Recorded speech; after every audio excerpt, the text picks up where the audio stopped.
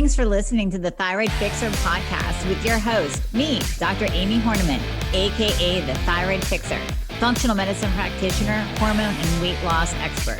We're talking all things thyroid, hormone, and health related in order to empower, educate, and transform you. So if you're ready to get your life back, let's get started.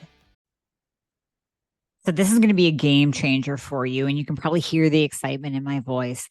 The latest introduction, the latest member of the family to the Fixxr line is Metabolism Fixxr. And this, oh my God, I formulated this just for all my people out there that need to lose weight, that need help in the weight loss department, that can't lose weight no matter what they do, that feel like they have a slow metabolism, and that might be thinking of trying all those peptides out there, you know, the Beverly Hills soccer mom drug of choice for weight loss peptides.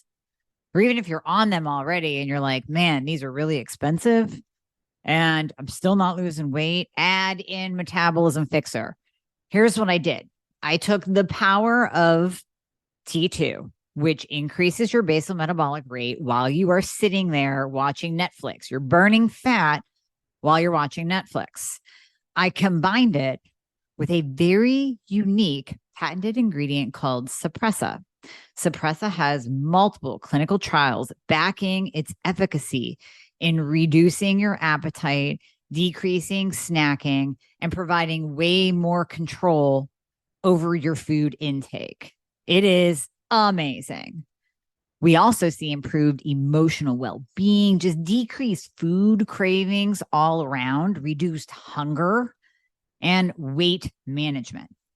Add on top of that, we have green tea extract, we have purple forest purple tea extract, both of which affect the metabolism in a very positive way without the jitters of normal fat burning supplements out there from the 1980s and 90s, right? The ones that made you feel like you're having a heart attack. You will not have that in any of my supplements, Thyroid Fixxr or Metabolism Fixxr. But Metabolism Fixxr, ooh, yeah, we kicked it up a notch. It is in powder form, so you can drink it through your day. It's going to flavor your water. We got orange crush and refreshing citrus. I love them both. It is going to keep you under control all day long. So you throw a couple scoops in your water bottle in the morning, throw a scoop or two in your water bottle throughout the day. You will have fat burning and appetite control the entire day for what? An eighth of a price of the peptides? Oh my God, you can't go wrong. So grab some Metabolism Fixxr today. Please let me know how you do on it. I am super excited for you. Super excited. I want to talk to you today about eating with Hashimoto's, because that's a huge question that I receive from obviously my patients, because we go over that during our meeting. It's a key component, but also many of my listeners. And I know there's a ton of confusion out there around what should I eat? How should I eat if I have Hashimoto's, if I have a thyroid problem? So we're going to just break this down, and I'm hoping this gives you enough nuggets so that you can take it away and actually apply this to your life. First of all, with Hashimoto's, we know it's an autoimmune condition. We know it's autoimmune, and we know with autoimmune that you should be gluten-free. Now, some people out there will tell you that you don't have to be gluten-free. It doesn't really matter. I'm going by science that shows molecular mimicry, meaning when you eat gluten, it actually looks like the thyroid gland. So your soldiers that you have when you have Hashimoto's, they go out and they beat up your thyroid. Your soldiers are going to go out and they are going to attack your thyroid gland when you eat gluten. So every time you eat gluten, those soldiers are like, hey guys, there's an invader coming in. Let's go get it. Let's go get this guy. And they go out and they literally attack the gluten molecule itself and your thyroid gland because they are so similar in structure. Just be gluten-free. Come on. It's not that hard these days. Do not even tell me that you can't or you won't, because that just means you're deciding to not make the effort and you're choosing to remain sick. It is not that hard, especially these days. Now, do I recommend going totally all gluten-free foods, like replacing everything in your refrigerator and your cabinets with the gluten-free version. No, I recommend eating actually real food. But if you need to go with the quote unquote gluten-free versions of foods for a while as a crutch to get you going, then by all means do that. There's nothing wrong with that. Use your gluten-free pasta, use your gluten-free crackers, and then transition into maybe making some more things yourself and just keeping the gluten out. There is no such thing as a gluten deficiency. So you're going to be okay not eating gluten. I promise you that. So that's the Hashimoto's component. Now, if we kind of umbrella this and we say Hashimoto's and hypothyroidism, when you have a low functioning thyroid, then 9 times out of 10, you're going to have insulin resistance with that. And we've talked a ton on this podcast about insulin resistance. You can go back and listen to an episode where I deep dive into it. But in a nutshell, in a nice little overview, we want your insulin, your fasting insulin blood marker to be below a 6. I want your A1C between a 4.8 and really a 5.1. And I want your fasting glucoses to always be in the 80s and 90s. Really below 90 is optimal. If any of those markers are off, then you have insulin resistance. And what does that mean for you? That means that you are in a fat storage mode. So one of the things that we are dealing with a low functioning thyroid is weight gain and the inability to lose weight. Many of you experience this. Some of you don't, and you're lucky, but many of you do. And when that is present, when that low thyroid function is present and you have that insulin resistant component with it, that is the double whammy to your metabolism. You are literally a fat storing machine. You're not a fat burning machine. You are a fat storing machine. And actually, did you know that there are some studies that show that they actually measured the insulin response of people that were insulin resistant? And I always joke about this, about looking sideways at a brownie, right? You look sideways at a brownie and you gain 10 pounds. Turns out that's not untrue. So they took a group of people and they actually had them experience food without eating it. So the smells of the pizza and the chocolate chip, fresh baked cookies, and that was enough visually and using their sense of smell, stimulating their sense of smell. That was enough to trigger a blood glucose spike and thus an insulin spike in these people. So there is some truth in looking sideways at a brownie makes you gain weight if you're insulin resistant. So with that insulin resistance, what do we know? And I always say this to every one of my patients, your blood work will tell me how you should eat. So if you break out your labs and you are looking at that, and we're just talking insulin right now, look at the insulin, look at the A1C, look at your glucose. If any of those markers are off, guess what? You have to be low carb.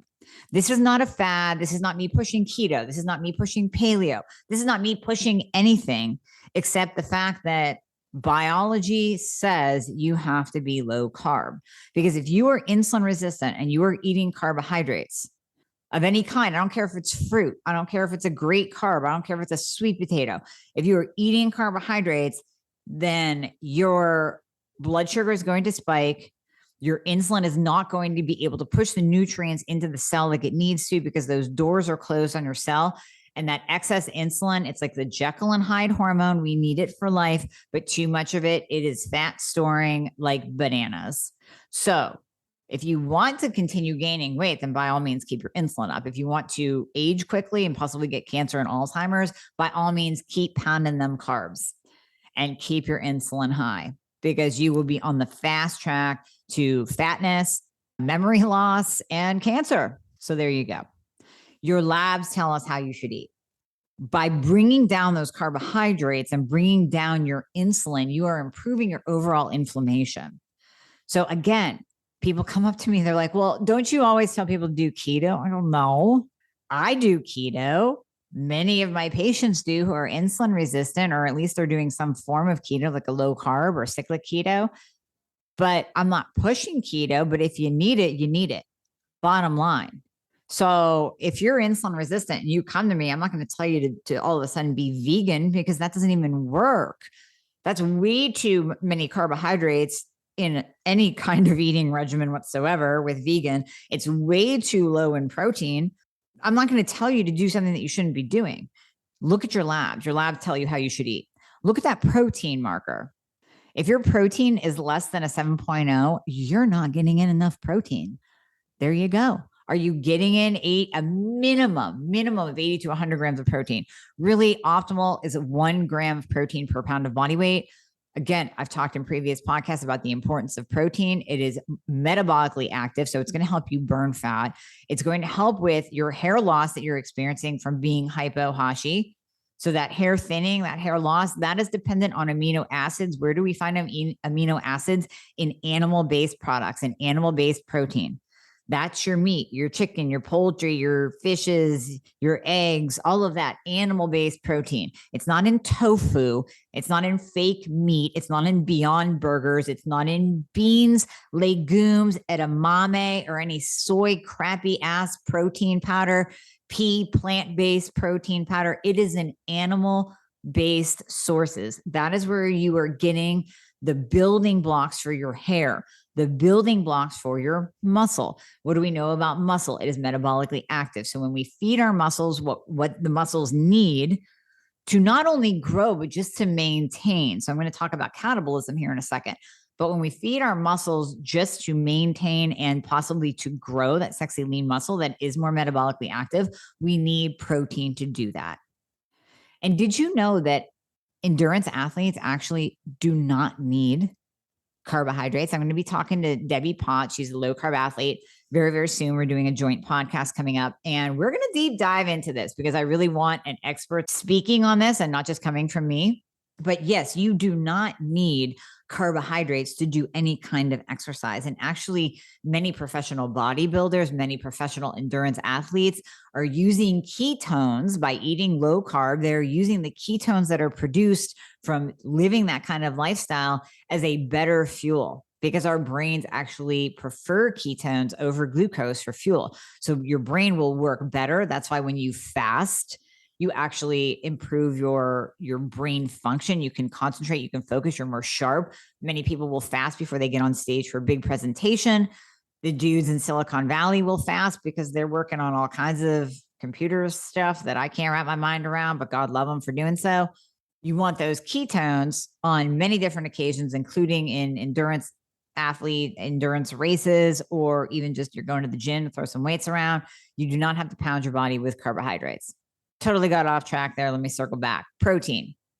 If you're not getting in enough protein, so we usually say 1 gram per pound of lean body weight. So listen, if you're 200 pounds and you want to lose 50 pounds to get to your ideal body weight, then eat 150 grams of protein. You don't have to eat 200 grams of protein, but at least eat 150 grams of protein, because that protein is giving you a better metabolism. It is feeding your muscles, and it's actually improving many other functions in the body, as all of our cells need amino acids and need protein. Now, I have a very special episode. I keep referring back to other podcasts of mine, but I have one called The Only Thing Worse Than a Vegetarian is a Vegan. And that is not to offend my vegetarians and vegans out there, but that is to give you some food for thought. I was going to say meat to chew on, but wow, there you go. Food for thought. In that, is your lifestyle, is your choice of eating, if it's not based in religion, which I completely understand, if you are choosing to do a vegan or vegetarian diet because of health purposes, are you sure about the sources of information that led you to that decision? Because I would like to question some of them. Just because 1 or 2 people happen to do a plant-based diet and feel that they improve their health somewhere and are protecting their heart or blah, blah, blah, whatever BS they spew out of their mouths. Have you looked at the science? Do you know what your body actually needs? Do you know what proteins are made up of and what is required by the body at every cell level for your body to function properly? It's called amino acids. And it's funny, if you're listening to this, my dear, you're going to know who I'm talking about. But I just spoke with a patient the other day who purchased a product. I won't mention the product's name because I don't want to poo-poo anybody, but it was an amino acid product in capsulated form that made some pretty bold claims. They made the claim that there are 30 grams of protein in 6 little bitty capsules of their amino acid product. Now, that is not bioavailable protein. And when you really look at the wording and you look at what their claims are, at first, listen, she believed it. She's like, well, I'm vegan. And so I am getting my protein through this amino acid product, and this is giving me 30 extra grams of protein. No, it's not. No, it's not. When we broke it all down, it ended up being about 1 gram of protein, of actual bioavailable protein per capsule. It was just a lot of basically mumbo jumbo marketing BS from this particular company to rope you in. You want to get the real animal-based sources of protein. I have no problem with you supplementing with amino acids, because amino acids are great. I take them during my workout. I take them after my workout. I do believe that they help feed your muscles. They help feed your hair. Fantastic. But you cannot count an amino acid supplement as a protein source or as a complete protein source. You really want those animal-based protein sources for your diet. And you want 1 gram per pound of body weight. If you can't get that, I want you minimal 80, because here's what happens. Your heart actually needs, and this is where that protein comes in of all cell processes in the body. Your heart needs 50 grams of protein to beat. If you're not getting in 50 grams of protein, where is your body going to steal it from? Your hair, your skin, your muscles. It's going to break that down. That's why when you go to Whole Foods, I'm going to pull in this analogy again. Many of you have heard this, and I just bust on Whole Foods, but I love Whole Foods. But listen, when you go to the co-op, right? And you got a bunch of vegan hippies working at the co-op. Their hair's all thin and stringy. Maybe they're skinny, but they're like a skinny fat. They have no muscle tone, or maybe they're just overweight and they are rocking their veganism. But it's not a healthy state of being. And I will argue that till the day I die. So if a vegan or vegetarian wants to come on my show and have a debate, I welcome it. You can email me. I will sit here all day long and battle the benefits of a protein-based, animal protein-based diet, and how much protein the body actually needs that there is no way in hell you can get from any kind of fake meat, plant-based source. Okay. All right. Moving on. Fats. When we're looking at fats, and I'm giving you all this information so you can build your own. You notice that there's not really one way. I'm not giving you, okay, you have to be under 50 grams of carbohydrates. You have to be under 20 grams of carbohydrates. You have to be under the grams of carbohydrates after you pull out the garbage processed foods and the gluten. You have to be under the amount of carbohydrates that will actually allow your insulin to come down below a 6 and allow your A1C to come down between a 4.8 and a 5.1. If you have to get a continuous glucose monitor to do so, to make sure that your blood sugar is not spiking over and over again throughout the day, then get one. I'm waiting for my Very glucose monitor to come. We can put a link in the show notes for you guys to get 20% off of a Very if you want to join me in my CGM trial. I'm really interested to see what foods in particular, and even some low carb keto foods, even things like stevia and monk fruit. I'm very interested to see what those do to my glucose levels. I want to see what stress does, lack of sleep. I want to see what my workouts do, because I know that you get a glucose spike after a workout. So I'm going to be wearing my Very, and I will report back to you. But basically, you want to keep your carbohydrates under whatever amount allows you to get into a state of fat burning and stop running on sugar all the time. When it comes to fat, and this is where people get really confused, and I'll get questions like, well, how many grams of fat should I put in? Or I'll get comments that say, well, I gained weight on keto. And I think the problem when people really dive into the keto space, low carb keto space, is that they purposefully add in fat. So that's where they're adding in the heavy whipping cream to the coffee. They're adding in butter. They're adding in just so much fat that you tend to overdo it. So the consumption of fat is almost forced, and it's not coming naturally. When you consume that much fat, there's a tipping point with the body. So while a calorie is not a calorie, and it's not, there is no way a calorie is a calorie, because if it was, I could give you 1,200 calories of Teddy Grams, or I could give you 3,000 calories of grass-fed steak and some veggies and olive oil and olives and a little bit of grass-fed cheese, maybe some keto ice cream made with keto chow, right? I can give you all of that, and you're not going to gain weight, but you are going to gain a massive amount of weight if you eat 1,200 calories of 10 grams every day because of what that food does in your body. Once it gets in your body, is it creating inflammation? Is it spiking your glucose? Is it spiking your insulin? Are you in a fat storage mode or are you in a fat burning mode? So a calorie is not a calorie. But when it comes to fat, if you are taking in 4,000 calories in fat because you're trying to add all this fat to push yourself into ketosis, that can absolutely work against you. So you want fat to come in naturally. You don't want to avoid it. Get out of the 80s. Get rid of your SnackWell fat-free cookies, right? Get rid of the skim milk that we all fall prey to back then. And you want to let the fat come in naturally. So when you're eating a grass-fed steak, when you take a piece of that grass-fed cheese, that grass-fed Kerrygold cheddar cheese, when you're using olive oil and Kerrygold butter to cook your veggies in, when you're drizzling olive oil on your salad, when you're eating salmon, when you're eating some, I don't know, almond butter, when you're making your keto treats and that has fat in it, that fat is coming in naturally. You're not avoiding it. You're not forcing it. And that really is kind of that sweet spot with eating fat. It's right in that coming in naturally arena. And it might be, you might take in 100 grams of fat, and that's okay. Because when you are taking in that good fat, you are giving your body the good fat that every single cell needs. So your mitochondria is made up of a lipid layer. Lipids mean fat.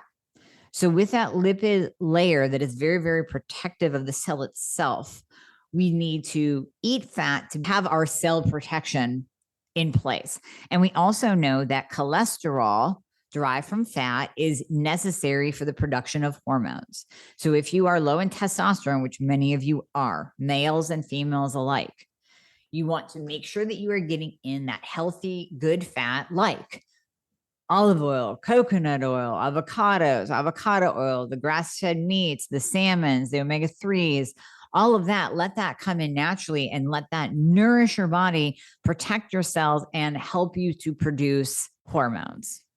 You know, the problem we see in men with these statins being given out like candy, we see this demasculinization of men. And yes, that is a lot of the chemicals in our food raising estrogen levels in men. But it is also the use of statins pushing cholesterol so low that testosterone levels drop. And usually when testosterone levels drop in men, their adiposity increases, so their belly fat increases, they gain weight, they lose motivation, and then naturally their estrogen will rise over time. So you show me a man with low testosterone, I'll show you a man that's going to have high estrogen eventually if he doesn't already. Avoidance of fat is not beneficial. And we kind of learned that after the 80s, but yet many of you are still stuck in the 80s and 90s way of thinking where let's avoid fat at all costs. Let's do fat free. And all we did was replace it with carbohydrates. So the world got fatter as we avoided fat. I did a presentation, years ago, and I showed a graph that actually shows the increase in obesity with the increase in fat-free products. So as the American Heart Association came out, I think it was 1977, that they came out and they said, guess what? Fat is bad. Okay, it's not, but thanks.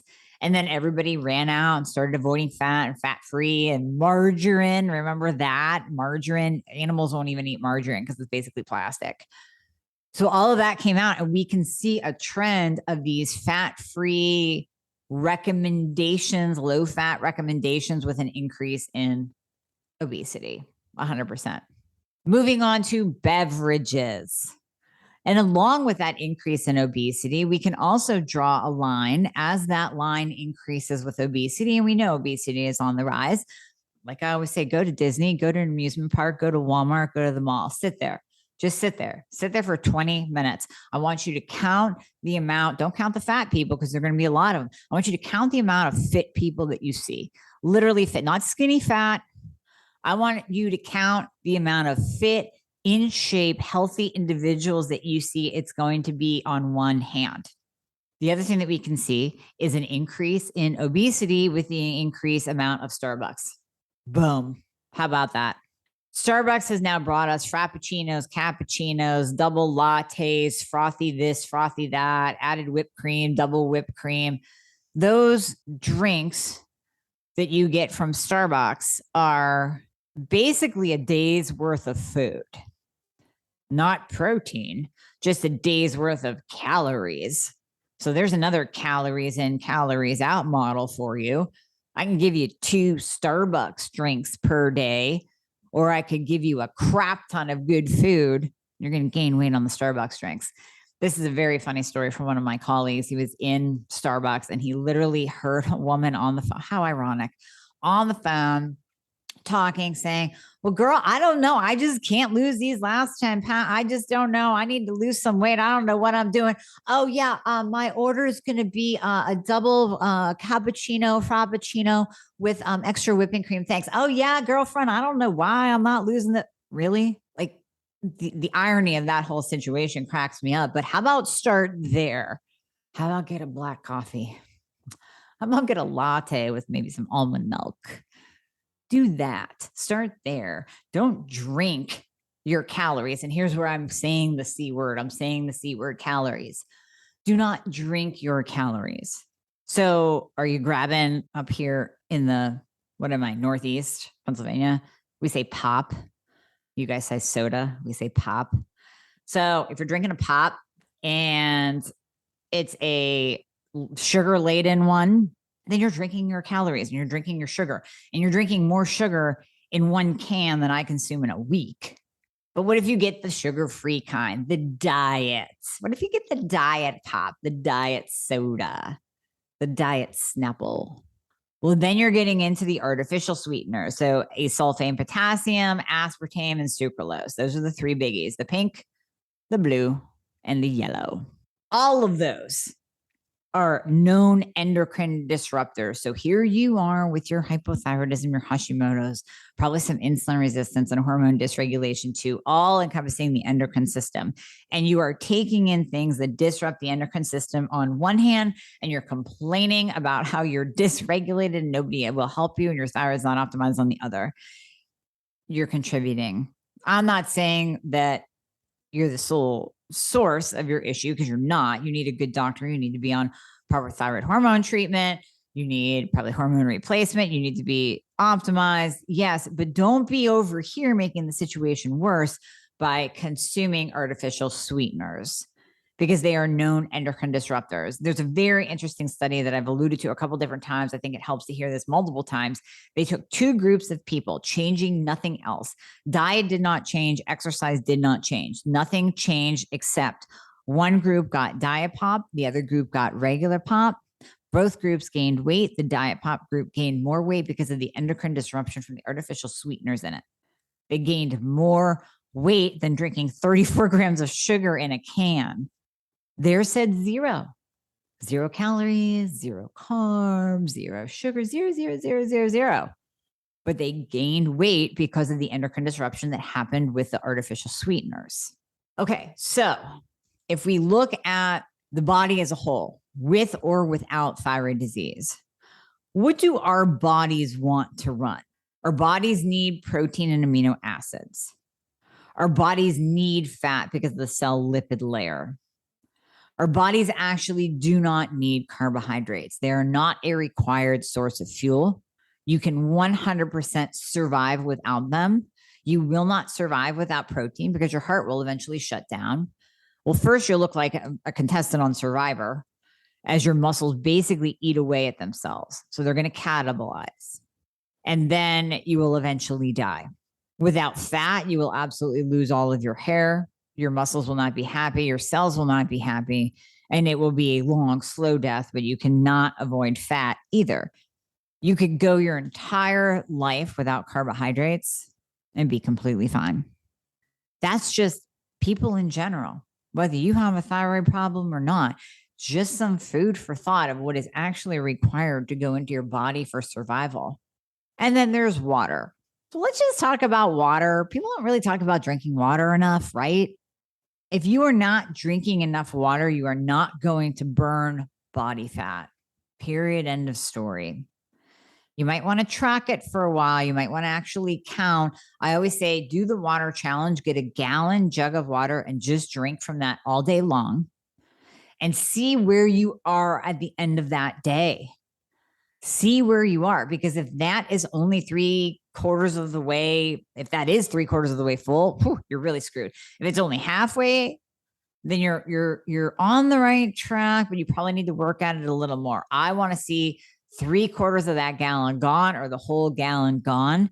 That is going to nourish your cells. That's going to help every function in your body function better, every cell function better. And it's absolutely going to help you burn fat. Without that water, it's like trying to run a car on fumes. It's not going to work. You need that water coming in to flush things out, to keep your kidneys going, to support your system and to burn body fat. So that is one key component. It's one of those simple things that you can look at, you can do, you can implement, and that's going to help you burn fat too. Because I know many of you listening, and I'm not just focusing on losing weight because that's the whole topic of the pod. It's not, but it's a huge component when you have a thyroid problem. I was there. I was 25 plus pounds heavier when my thyroid wasn't optimized. And yes, I still needed to get optimized. I still needed proper thyroid and hormone treatment. But if I wasn't doing the things over here in the nutrition space and what I put in my mouth didn't change, then no amount of thyroid hormone replacement treatment would help. And it's kind of funny, even just working with patients and really digging into when they're like, well, I need more thyroid medication. I need more thyroid medication. We need to change this up. I need more T3. And I go, well, what are you eating? What are you eating? You popping in a granola. Oh yeah, I'm just a granola bar because I was really in a hurry and I need it in the morning. All right. Well, that's a huge amount of sugar. It's a huge amount of carbohydrates. I don't know whether it's gluten-free or not. There's no such thing as gluten-free oats, by the way. So that alone can be keeping you from losing weight because you're spiking your glucose and your blood sugar so high first thing in the morning, and you're inflaming yourself first thing in the morning with that one choice, whether it's a granola bar or a crappy protein bar, or you're driving through Dunkin' Donuts. I mean, whatever it is, that first choice in the morning can make or break your entire day. Last thing I'll touch on is the alcohol. I said this in another podcast, and I piqued the interest of all of you in listening to Andrew Huberman break down how alcohol is detrimental to the body and what it does to your body and your brain. For the sake of this conversation, alcohol stops the fat burning process. So I was recently interviewed for a docuseries on aging, which you will see come out probably in another year. And they asked me to give my 5 tips to increase your metabolism and to fix your metabolism. And of course, the first one was test and address thyroid dysfunction, free T3, reverse T3, test and address testosterone and hormones, because that's a key component with your metabolism, correct insulin resistance, because we just talked about that. You don't want to be a fat storing machine. And of course, we talked about lifting heavy shit, LHS, so you can have that GSD hormone, testosterone. And last was the alcohol component. So I will be interviewing Kyle Gillette soon. I heard him talk about this too. I always say this, I love it when other practitioners say something that I have said for years and then they say it. I'm like, oh my gosh, we're saying the same thing. It's so fun. And it's a backup for what I'm saying. I would rather, and Kyle said this too, I would rather have you drink 5 glasses of wine or tequila or whatever your preferred drink of choice is one night a week than 1 glass 5 nights a week. Because every time you drink, you are creating inflammation and you are stopping the fat burning process. And we don't know for how long. So in the beginning, I would say cut out alcohol completely, because we really want to take the burden off of your body. We want your liver functioning properly, because remember, the liver is a key component of your metabolism. That's why I came out with Liver Fixxr, because that's so important for ongoing support of the liver. Everything that we're exposed to on a daily basis, from the air you breathe, the water you drink, the foods that you eat, unless you're living in a bubble and you're growing your own produce and you're raising your own cows, you do not have 100% certainty that there's not hormones and pesticides and whatever else in there. You just don't know. So your liver has to process that food. You can do your best, but you don't know. And your liver still has to work. The supplements that you're taking, as great as they are for your body, they still have to be processed through the liver. The medications that you're taking, the hormone replacement, still has to be processed through the liver. So we want your liver functioning very, very well. Why pound it with alcohol, especially when you're in the very beginning and we're building your metabolism up from the ground? We're building your metabolism up literally from the basement, trying to get it going again, get that fire going again. If you are pounding your liver with alcohol, even weekly in the beginning, I don't recommend it. Do you want a metabolism or not? Do you want to hit your goals or not? You can give up alcohol for a month or two. I promise you can. Grab some club soda, pop a lime in it. Nobody will know the difference. Get an NA beer. Just eliminate the alcohol for a couple of months just to reduce that inflammation and help your liver to process better. And that's going to help you with losing weight. That's going to help you with brain clarity. That's going to help you with hormones. You don't want to be walking around with a fatty liver, non-alcoholic fatty liver too. I've seen a lot of non-alcoholic fatty liver disease, and it has nothing to do with the person over drinking, but every drink that they have is just contributing to the elevated liver enzymes. So let's eliminate alcohol. And then after we maybe reach our goals, then you can move it back to 1 glass per week. Just one day per week. How about that? You can have a couple glasses, a couple drinks, just do it 1 day per week, have fun, and then chill the rest of the week and cut it out. Right. That is my tips, my tricks of eating.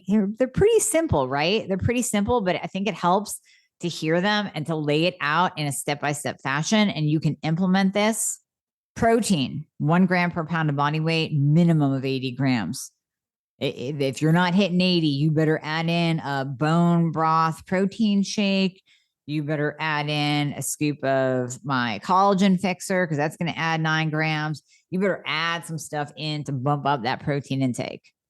We want fats to come in naturally. We want you to decide by looking at your labs whether or not you are insulin resistant, or if I told you you're insulin resistant, that is going to determine your carbohydrate intake. Now, let me just touch on that real quickly before I let you go. Back to the carbs, because I know they can get really confusing. Many people have purchased a Keto Mojo and they want to see if they are actually getting into a state of ketosis, i.e. fat burning. And so many of you are like, but I'm not getting there. And I've been under 20 grams for 3 weeks now. It can take some people months to switch from being a sugar burner to being a fat burner. If you've been insulin resistant or if you've been a sugar burner for a long time, it is very probable and possible that it will take you 2 to 3 to 4 months to actually get readings on that ketone meter and to get your body to shift over from being a sugar burner to being a fat burner. Because remember, and I'm tying in the liver into this, we store glucose in the liver.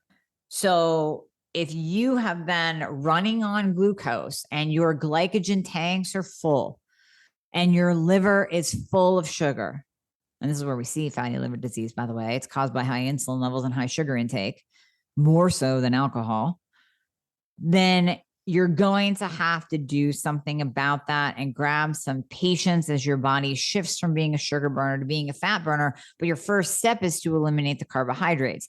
Now, you can start by going under 50 grams of carbs. I have no problem going under 50 and actually getting, I mean, some people can even do 75 grams of carbs and still get into ketosis.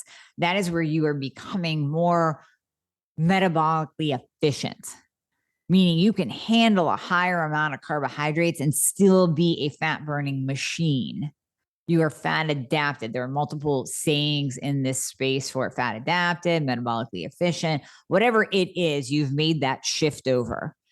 And now your body can handle more things, different things. It can handle a little bit higher carbohydrate intake. It can handle a cheat day or a vacation day. That's how my body is. I spring right back into ketosis, even after going off the rails. But until you make it there, it might take you a couple of months. Don't get frustrated. Just stay consistent. You might have to do a couple of days of carnivore. You might have to drop your carbohydrates below 20 a few days. Do some carbohydrate cycling. Do my Keto for the Week program where you are low through the week and you come up one day on the weekend. And that is sometimes enough to force you into that state of fat burning and push you from being a sugar burner to being a fat burner. So just stay patient with it. Don't get frustrated. All right. Hopefully that helps you implement these things. I know food is a big component backslash small component, right? You're not going to fix a thyroid problem by changing your diet. If you need T3, if you're on T4 only, if your reverse T3 is high, all those things over here that we need to treat therapeutically with the proper medication and the dose and proper supplementation to bring down insulin, all of that has to happen over on this side, while the nutrition, what you're putting in your face, what you're putting in your mouth, has to happen over on this side. And they have to work together because one doesn't work without the other. So again, going back to, and I want to reiterate this, I can give you thyroid medication, hormone replacement therapy. I can bring your numbers up to optimal. But if you are eating like absolute shit, if you are putting carbohydrates and processed foods in your body that spike your insulin and your glucose, you are not going to progress. Period. End of story. If you're not getting in the protein, you're not going to progress. You're going to lose muscle. If you're not getting in the good fats, you're not going to progress. If you're taking in alcohol, you're not going to progress. All of that has to happen in conjunction with thyroid treatment, with the supplements, with the medication, with the hormones. So just do it all together. Hey guys, thank you so much for listening to the podcast. I hope you loved it. And as always, if you would be so kind to leave a review if you are listening on Apple Podcasts, that would be absolutely amazing. I read all of them. Also, anything that you hear on this podcast is not intended to diagnose or treat any kind of medical condition. So we always recommend that you check with your medical provider, your doctor, your nurse practitioner before implementing anything that you hear on this podcast. And if you want to find out more about working together, you can click the link below in the show notes to book a discovery call. And there you'll be talking to a member of my team. They are an extension of me. They are amazing. And you and I will talk after that once we get you all signed up and you and I get to work together. All right. I hope to see you soon.